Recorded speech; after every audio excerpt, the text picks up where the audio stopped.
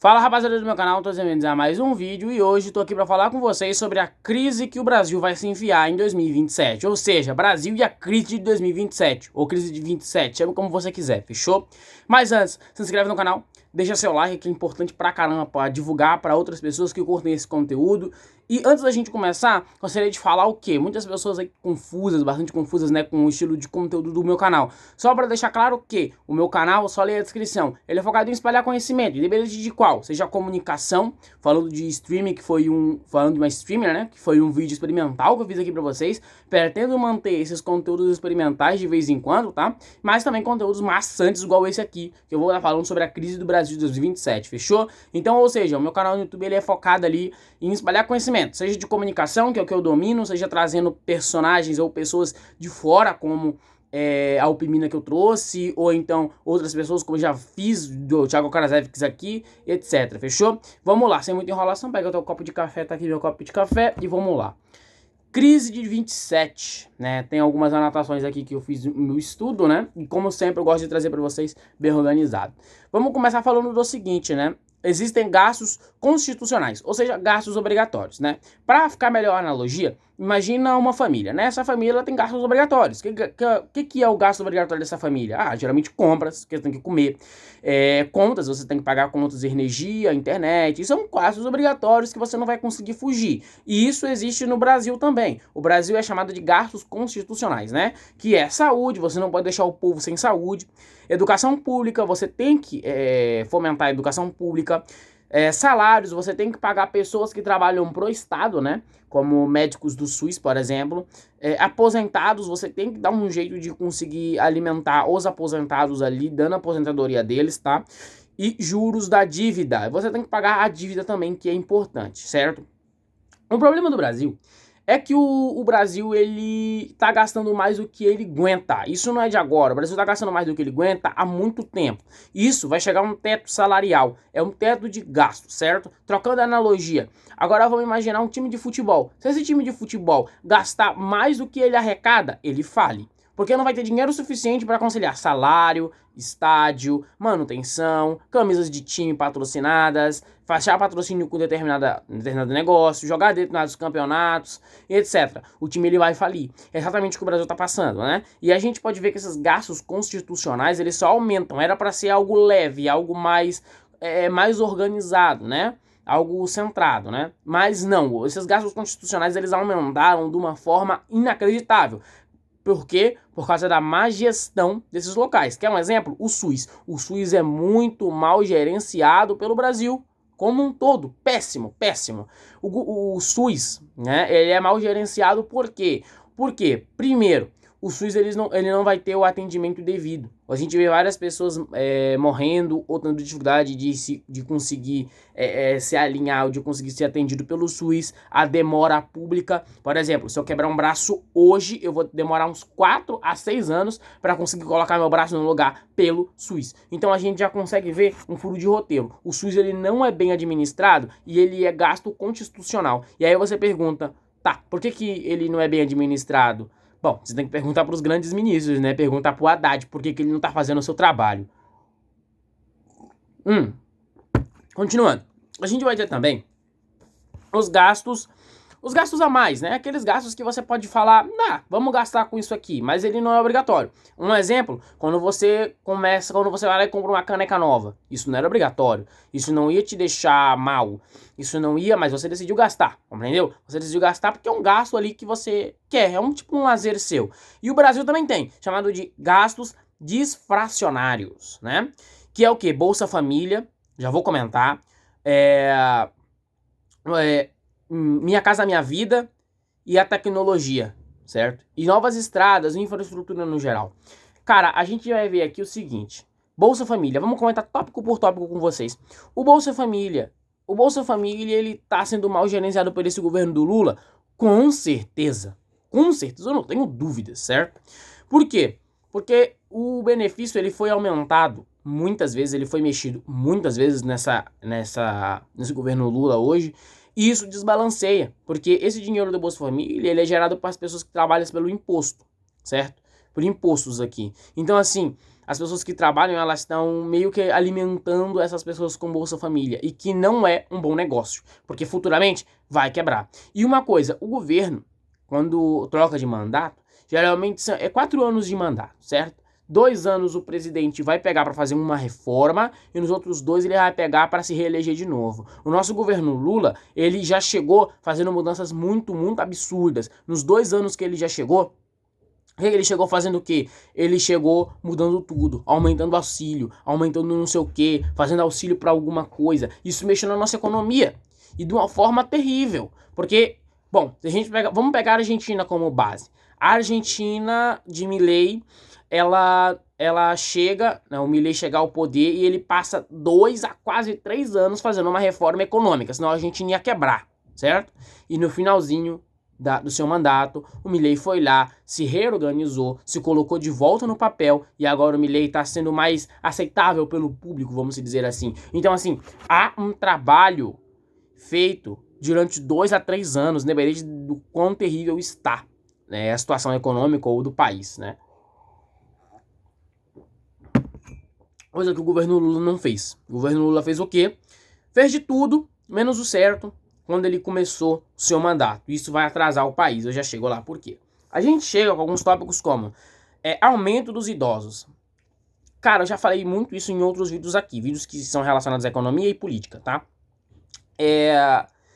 Bom, eu vou explicar de novo a pirâmide de uma forma mais rasa, tá? Se você quer entender mais, pode pesquisar a pirâmide social que você vai achar, tá? Mas é literalmente a questão de que vai aumentar idosos, que vão ser beneficiados pelo governo, e a gente vai ter pessoas jovens cada vez menos, porque a taxa de natalidade vai diminuindo, e essa taxa de natalidade diminuindo de 2 filhos para menos de 2 filhos, a gente vai ter um encolhimento na população, fazendo com que as pessoas que trabalham, as poucas pessoas que trabalham jovens vão ter que sustentar muitos idosos. A gente vai ter algumas estimativas aqui, como o seguinte, né?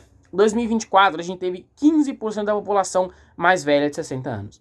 Uma estimativa para 2030, né? Também 2026, mas uma estimativa para 2030, 18% da população idosa. E 2040, 25,5% da população idosa, tá? E assim, é feio. É feio porque de onde vai ter tanto dinheiro para sustentar esses aposentados?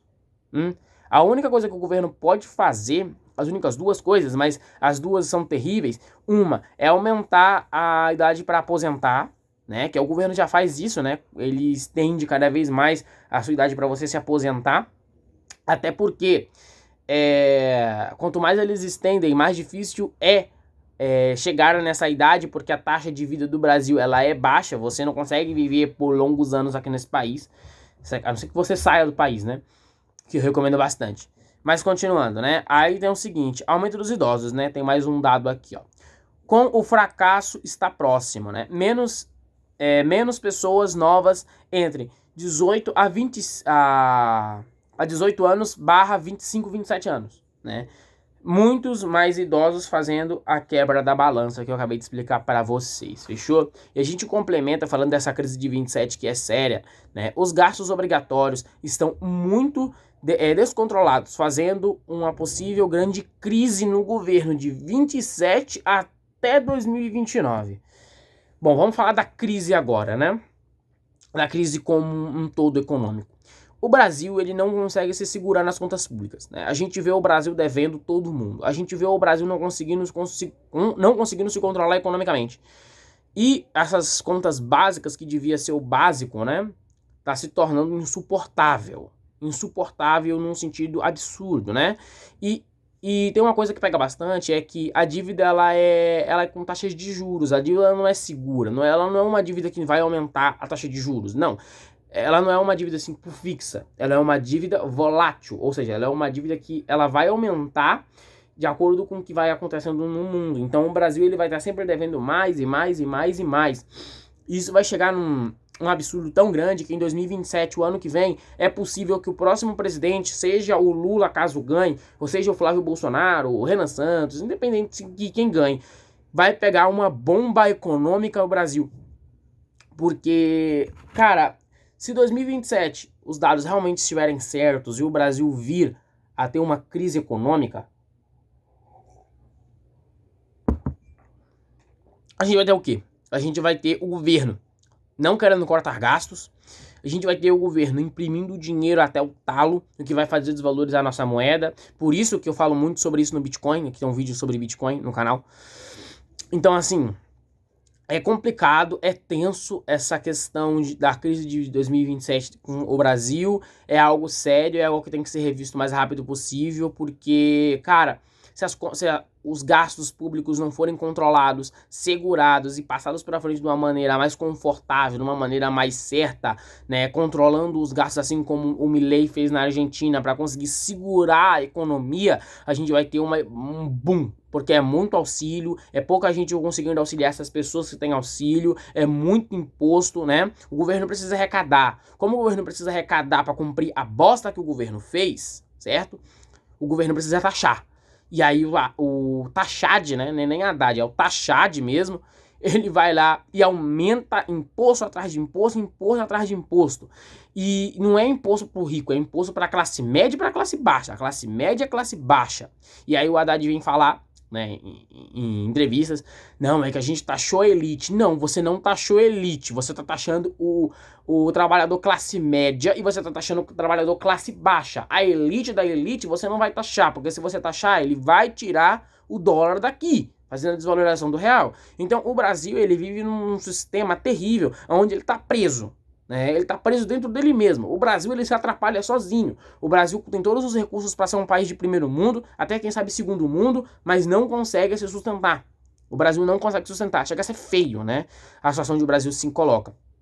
E a gente já tem que ouvir o Lula falando de que fazer tudo isso é investimento, né? Tudo isso que eu falei aqui, ó, Minha Casa Minha Vida, mais impostos, nova infraestrutura, tudo isso é investimento.